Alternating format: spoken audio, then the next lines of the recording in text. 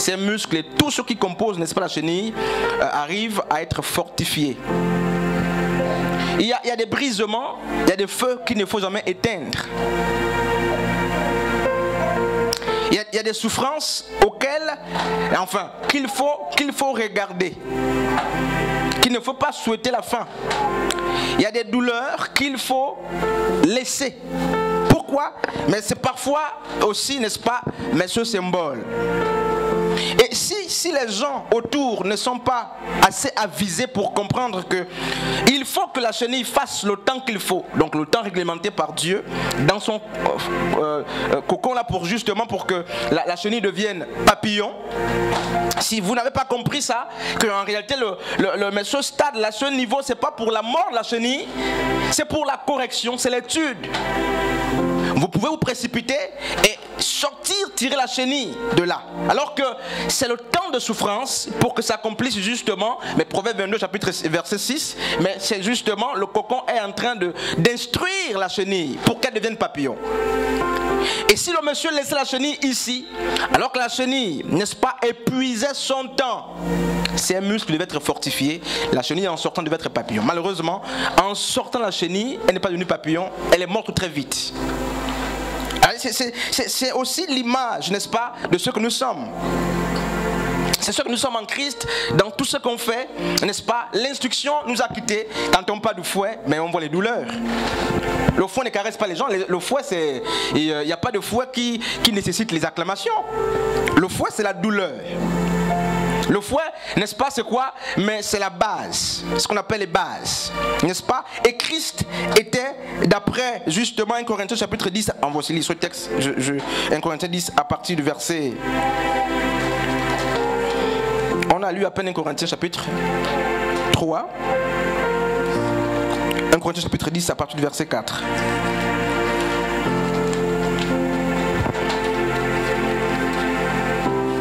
On va comprendre quelque chose là-bas.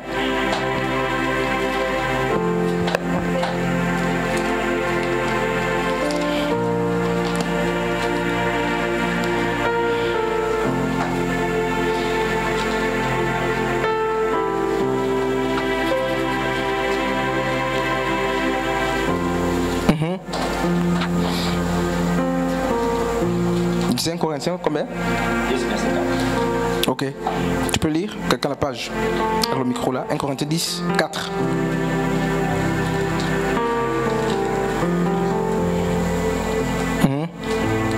J'ai lu la parole de Dieu dans 1 Corinthiens 10 à partir du verset 4. Il a dit ceci. Et que tous ont bu la même boisson spirituelle et buvant en effet au rocher spirituel qui les suivait. Et ce rocher le représentait le Christ. Ok. Une autre version.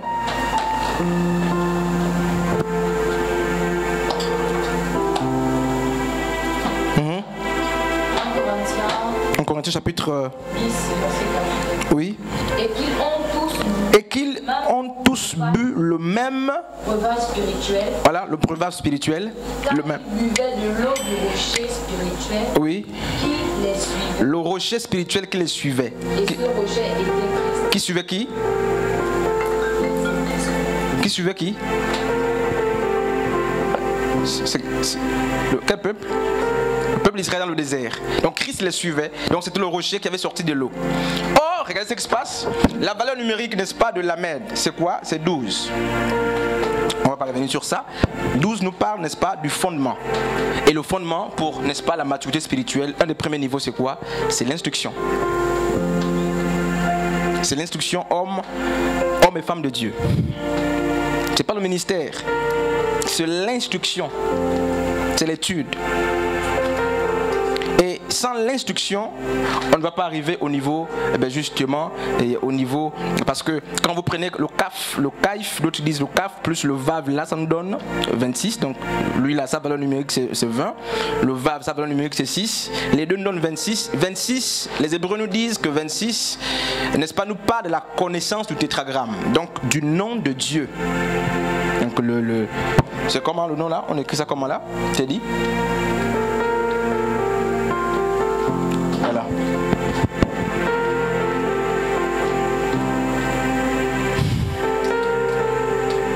Marie là, c'est comment le nom là? Yahweh. Je dis tétragramme, et tu dis Yahweh. Yahweh, c'est pas un tétragramme. Yahweh n'est pas un tétragramme. C'est pas Yahweh. Y, H, W. Ça ne se dit pas Yahweh, ça se dit le tétragramme. Et pour les besoins de lecture, on ajoute les voyelles dans tout ça. Tout ça, ça ne se lit pas. Ça, c'est le tétra, c'est 4 grammes lettres. Donc c'est le nom de Dieu, c'est le nom de 4 lettres là. Il y avait tout ça, on a ajouté parce qu'on veut lire. Et on nous dit justement que lorsqu'on prend le kaf plus le vav, n'est-ce pas, ça nous donne quoi? Ça nous donne donc 26 nous parle, n'est-ce pas, du mystère du nom de Dieu, de la connaissance de Dieu. Et pour y arriver, mais il faut qu'on passe par le fondement. Il faut l'instruction. Et on a l'impression que l'instruction a quitté nos églises, l'instruction a quitté toute chose. Le fouet est devenu une malédiction. L'instruction est devenue une malédiction. Il n'y a pas que le fouet, il y a aussi l'étude. Donc la correction, c'est comme on disait justement dans Proverbe 22, à partir du verset 6. Et regardez ce qui se passe. Il se passe que Jésus, dans Jean chapitre 12, 24, a dit, si je reste seul, je ne porterai pas de graines. Si je ne meurs pas, il n'y aura pas la multiplication. Je ne veux pas engendrer. Il faut bien que je sois d'abord jeté et ensuite, n'est-ce pas, mais que je meure. Et je disais justement que la multiplicité ou la multiplication est la connaissance de la mort. Plutôt la conséquence, oui, de la mort. Il n'y aura pas une prolifération des talents. Il n'y aura pas une prolifération des ministères. Il n'y aura pas, n'est-ce pas, un ajout des dons. Il n'y aura pas l'excellence si les grains qui sont jetés ne sont pas morts. Si nous restons sans mort, on reste tel que nous sommes, tel qu'on nous a jetés. On sera des mêmes personnes. 2 Corinthiens chapitre 5, à partir du verset 17. Ça dit quoi? T'es dit sans lire, sans que tu ne lises là-bas. Ça dit quoi?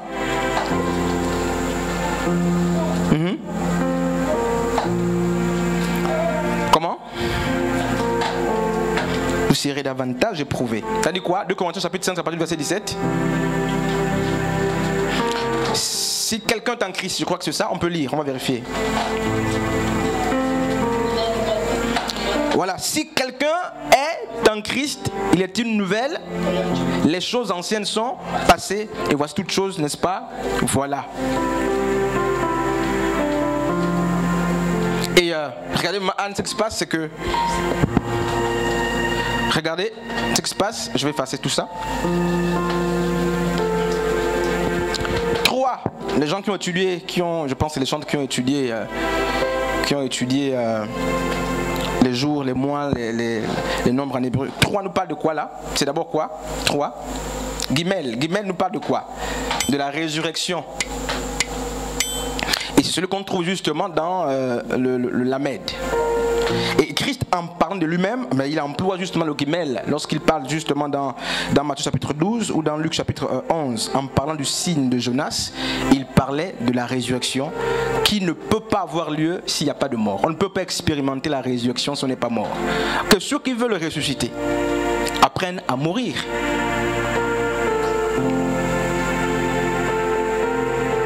La correction nous a quittés. Frères et sœurs, à quel niveau est-ce que tu n'es plus dans l'étude? Il n'y a rien qui puisse se faire sans la correction, donc sans l'étude.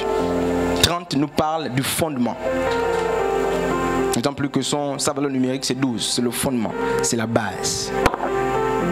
Et remarquez ce qui se passe dans 1 Corinthiens chapitre 12, lorsque l'apôtre Paul dit Christ dans l'église a établi premièrement, qui? Ma'an, en parlant des ministres, les apôtres. Mais en fait, ça n'existe plus aujourd'hui.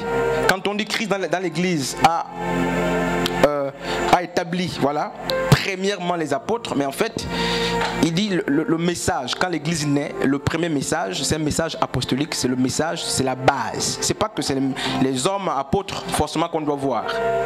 Donc, premièrement, c'est le ministère, n'est-ce pas, qui pose les fondements. C'est l'instruction. C'est pourquoi il dit Christ a d'abord établi les apôtres, ensuite les prophètes, après les docteurs. C'est pas une hiérarchie qu'il faut respecter, dire les apôtres viennent avant les prophètes. Non, c'est l'idée de l'instruction qui est mise en exergue.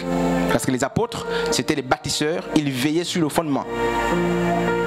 Et donc une église peut naître d'un prophète, mais s'il y a, n'est-ce pas, l'instruction à la base, c'est une église qui respecte. Donc Jean 1 Corinthiens chapitre 12. Il y a d'abord les apôtres qui sont établis. Donc le fondement, frères et sœurs, c'est le premier niveau, un des premiers niveaux, n'est-ce pas, de la maturité. Donc l'instruction ne doit pas nous quitter. Il n'y a rien qui puisse se faire, il n'y a aucune excellence, aucune percée possible sans l'instruction. Sans l'instruction. Je m'amusais et je disais à un frère, regarde les mains. Je lui faisais constater justement qu'on a 5 doigts en fait. Et il savait ça.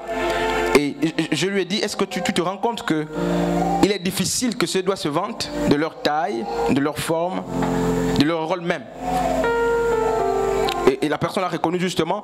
Je disais, imagine-toi un seul instant qu'on coupait 4 doigts sur la main. La force du pouce, mais en fait, est liée à la présence des 4 autres doigts.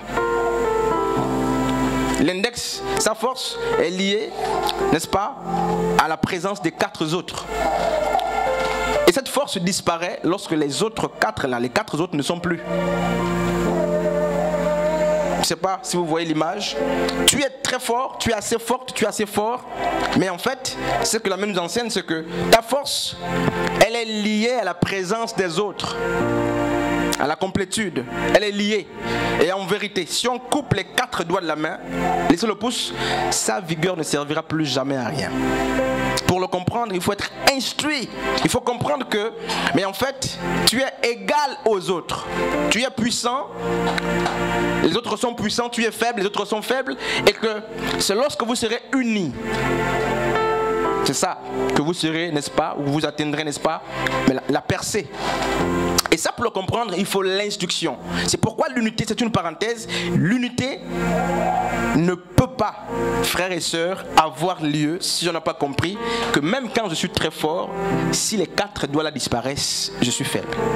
Même quand je suis fort, il faut que je comprenne que ma force là vient parce que les autres autour existent encore.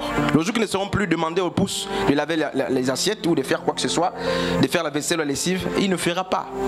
Pourtant, il est fort. Mais où passera sa force? Mais sa force dépend de la présence des autres et de leur activité. Ce sont des mouvements interliés. Ça, c'est l'instruction qui nous amène à comprendre ça. C'est pourquoi que l'homme, justement, qui se croit fort, comprenne que sa force mais est liée aux faiblesses et aux forces des autres autour de lui.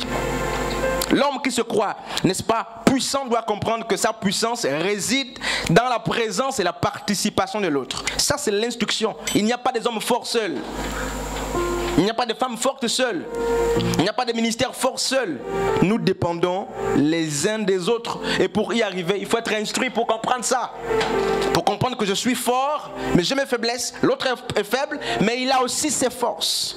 Donc, finalement, n'est-ce pas, Matthieu nous parle de 160, 200, 60 et 30. Marc nous dit, mais lorsqu'il y a des rejetons, on commence par, n'est-ce pas, la résurrection. Et ce qui amène à la résurrection, ce qui maintient la résurrection, c'est quoi? C'est l'instruction. Et Proverbe 22, verset 6 est clair. Il nous a dit justement que l'instruction doit être, n'est-ce pas, au matin, n'est-ce pas, de tout enfant. L'instruction doit être au matin de tout enfant. Alors que 1 Corinthiens 3:10 et 1 Corinthiens 4, justement là-bas, nous ont fait comprendre que Christ est le rocher. Donc la base, il faut qu'on comprenne que sur cette base-là commence l'instruction. Avant d'arriver à être la tige, tout ça, 60, on va voir ça. Il faut que les choses commencent par l'instruction. Je vais prendre 2 questions par ici, 2 questions par là. Et on va s'arrêter par là aujourd'hui. Frère, tu as le micro.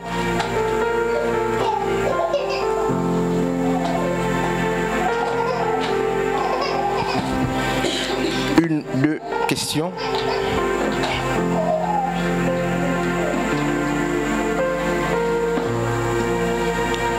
Guimel nous parle de la résurrection.